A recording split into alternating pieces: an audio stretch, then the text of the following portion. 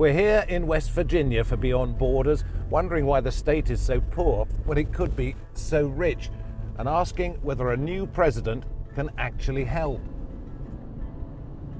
Across the rolling hills and under the soil, there is an abundance of wealth. Coal and gas deep down, and timber as far as the eye can see. It should be wealthy. Yet there are only 3 states where poverty levels are worse, and suicide rates here are 25% above the national average. And one of the reasons is mining, coal mining, the dangers and the job losses, and drug addiction, what's known in West Virginia as the opioid epidemic, because here, coal and addiction are very much linked.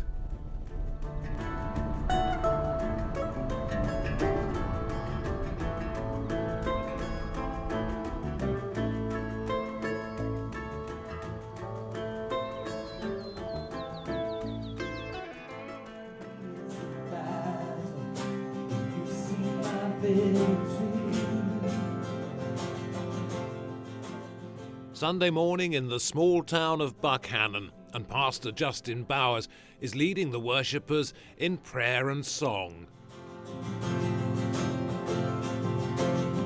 It's the new community church, and this is a community with problems, because no other state has seen so many overdose deaths from prescription painkillers as West Virginia.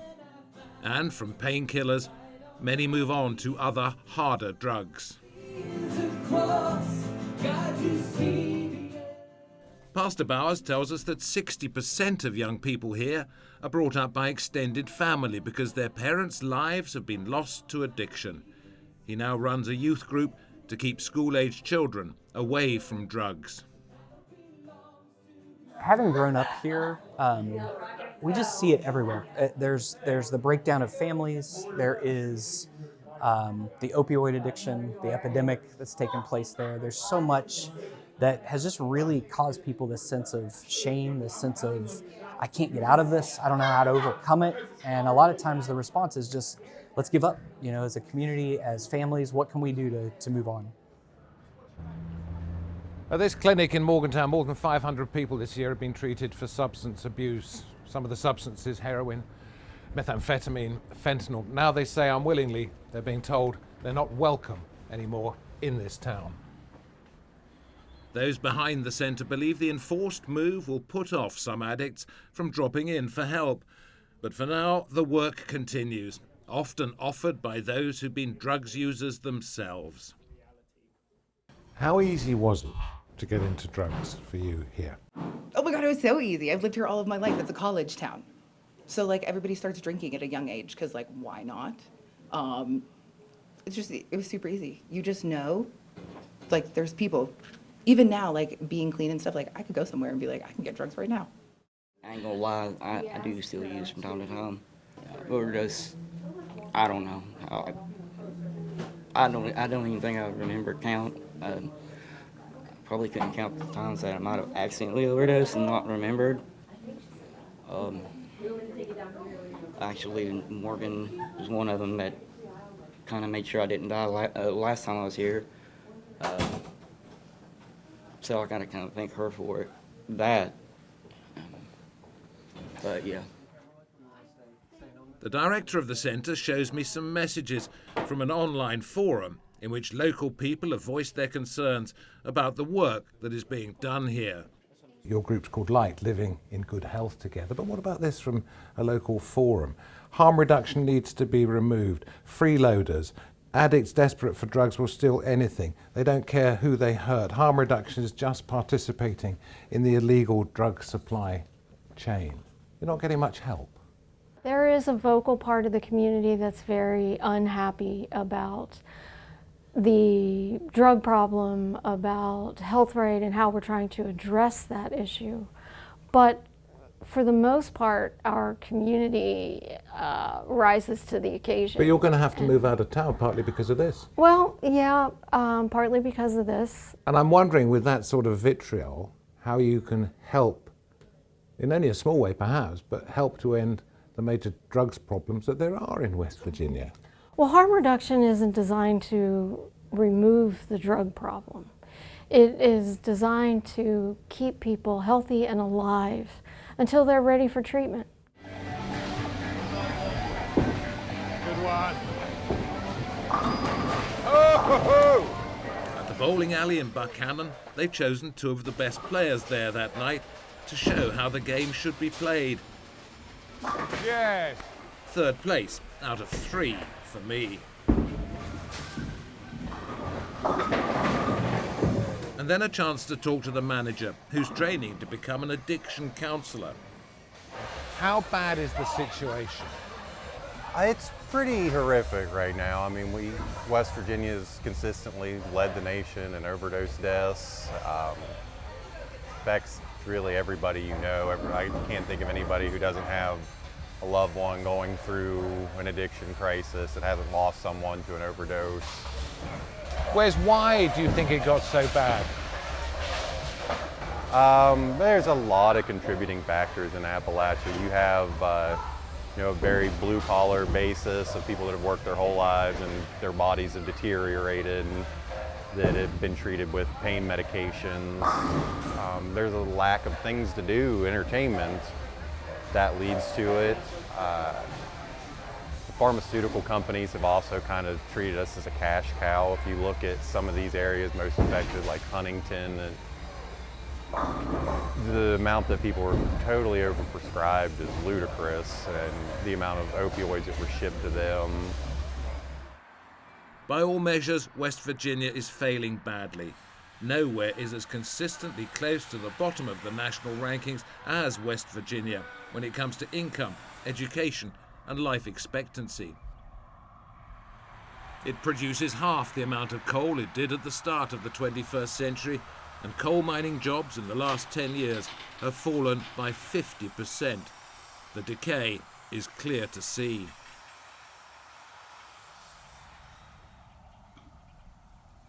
A monument to the past and a scene of the utmost tranquility. When I came here in 2016 to the site of the old Sago mine in West Virginia, I described it as having a beautiful bleakness. The twisted metal, the rusting girders, all a sign of what once had been here. The site of one of the worst mining disasters in American history. Now, most of it has gone, and only handfuls remain. The 12 who died are remembered a few miles away at this memorial, and by one of those who worked with some of them. He was trying to get me to come and work for him. This Marty here. Yeah, I worked with him before, but a lot of times we work at different mines, and he tried to get me to come up here to Sago and be his foreman and work with him at Sago. 12 of them died. Right. Yeah, there have been many fatal mine accidents in West yes, Virginia. there Is have. it something that you can ever come to accept as part of what happens? You have to. I think it's any industry that you have, that you work in, if you're going to get better at it, you're going to have to make sacrifices. Michael, you knew some of these men. You were mining yourself for 38 years, I think. I've used the words beautifully bleak to describe West Virginia and its coal industry in the past. I'm wondering now, with the way things are changing, the jobs that are being cut, whether it's simply bleak. Well, I don't think it is. You know, you got a lot of time now with that renewable energy and wind, solar wind and solar power, but coal's been in use for generations, and it's been a good product.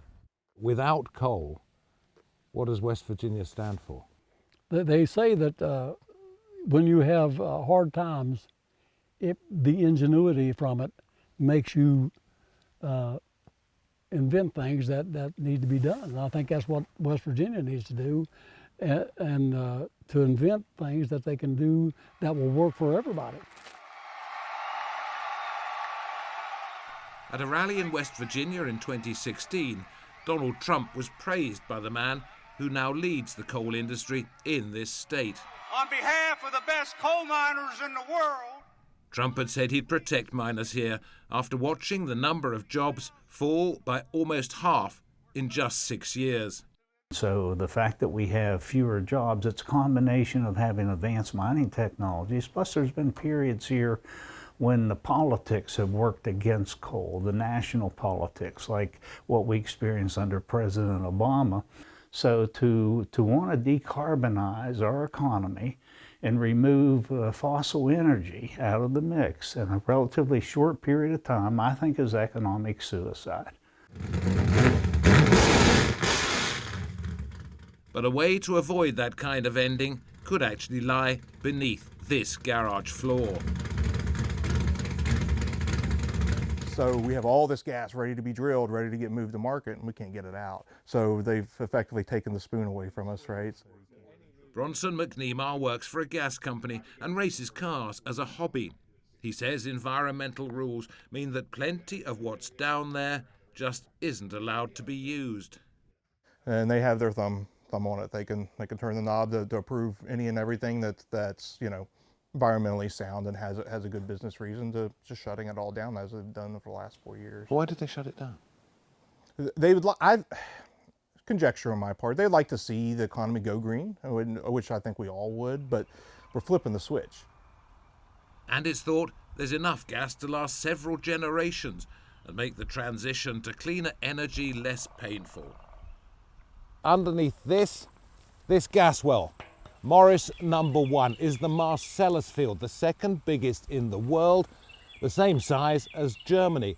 But West Virginians blame President Obama for limiting the amount of gas that can come out of the ground. And that, they say, has kept them poor.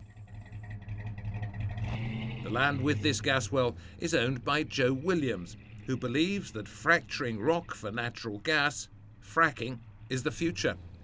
But there's been a lot of public opposition because of concerns that land above the emptied gas pockets will collapse. So it drains back through the sand and comes out, and then any moisture in that hillside can find its way to the drain through that sand. And the landslide is stopped. And the landslide stopped. Joe's designed and patented machinery that he says reduces the risks and the costs. He also has a theory that authorities deliberately exploit West Virginians to keep them in their place. You know, the powers that be, whether it be the government of West Virginia or the government of the United States, they want us to be poor.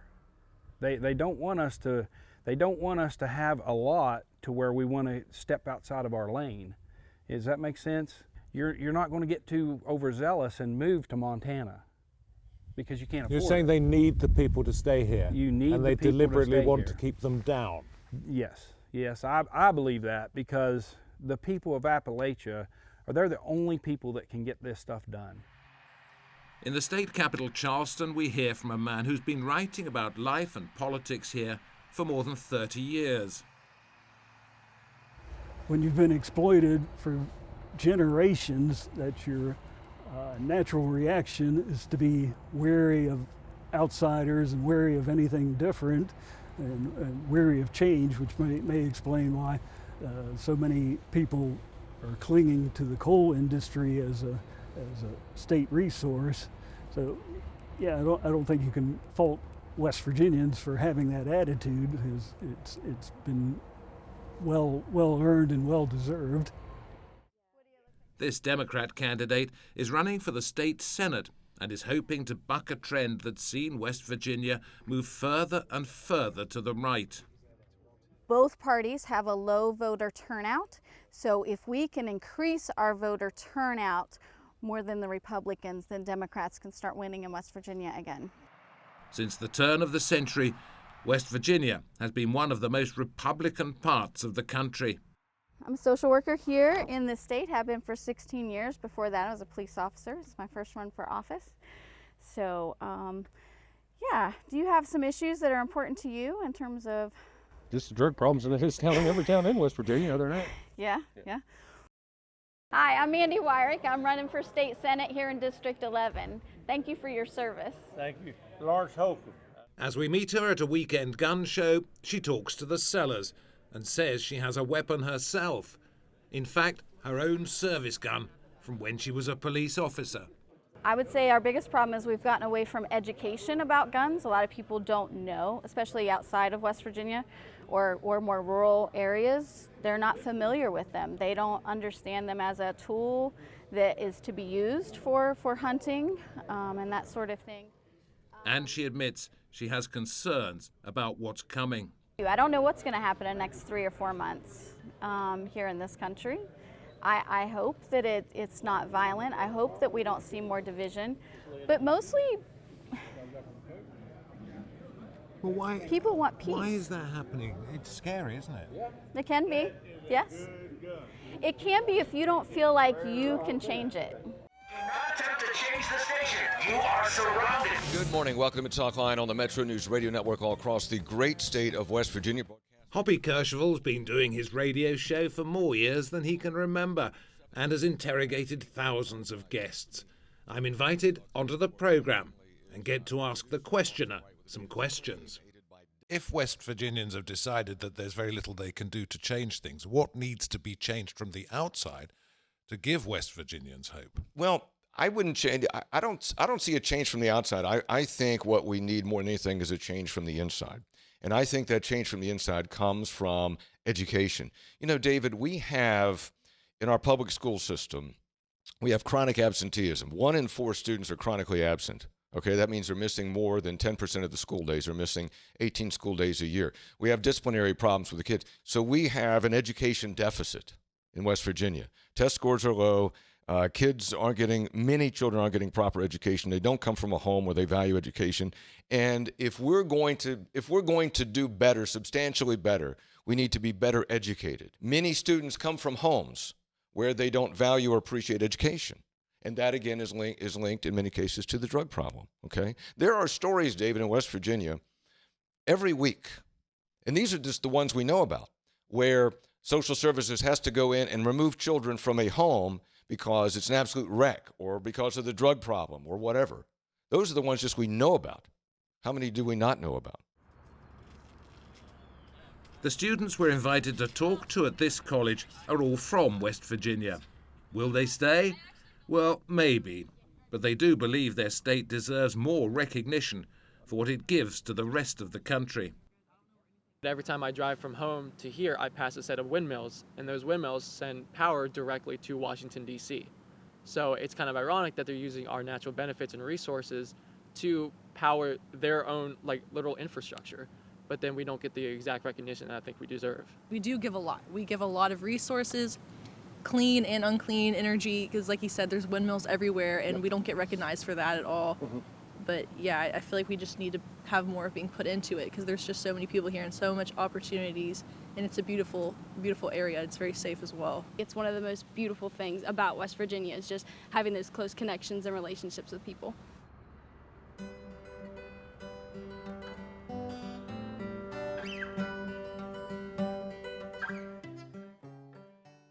After the throaty roar we heard from Bronson McNemar's garage, there's a gentler sound coming from inside the house. Heather McNemar is a classically trained musician who has a new flight of fancy. She's published a book about falconry and is getting her red-tailed kites ready for the hunting season. Last year, she did suffer a really bad fox squirrel bite, and you can see right here, she's missing a toe. So, as a falconer, we have to take care of our birds. We're hardworking people. We still, we endure. And what about, you've got a young son? I do. Do you worry about his future in West Virginia? I do. I would love to see him be able to stay.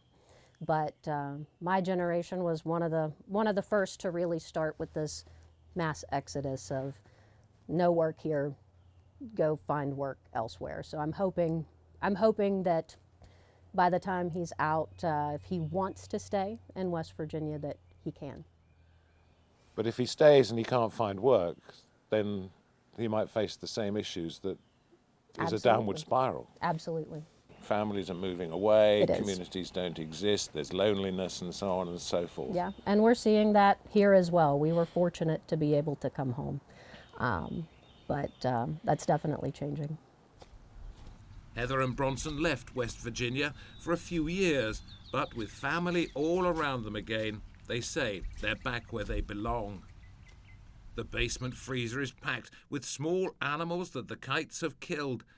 It will be food for the birds in lean times when they can't catch and eat live prey.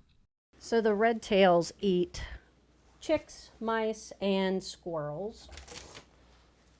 This is a fox squirrel right here. This is a smaller fox squirrel, but So this is frozen at the moment, but it's going to be this lunch. is frozen at the moment, but it will be lunch for the birds. Could the birds help out if money is hard to come by? Heather has a falconry supply business, but it doesn't bring in very much. I don't make any money on the birds. That's just my lifestyle. Are they expensive? Yeah. It's not a cheap hobby. Bronson's got a full-time job at the moment, but if that doesn't last here, how do you survive in West Virginia like that? We'd probably head out. Probably head out. What would that do to your heart? Oh, it would rip it out. It would absolutely rip it out. This is home. This is home and where I want to be.